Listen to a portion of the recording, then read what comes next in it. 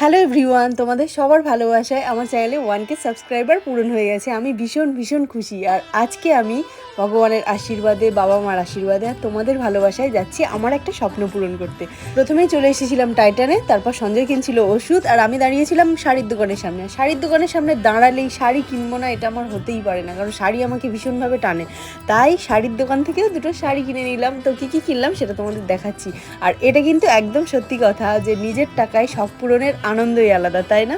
তো নিজের টাকায় আমি প্রথমবার শখ পূরণ করলাম। প্রথমবার না, আগেও টাকা ইনকাম করেছি, কিন্তু এত দামি জিনিস আমি কখনো কিনতে পারিনি।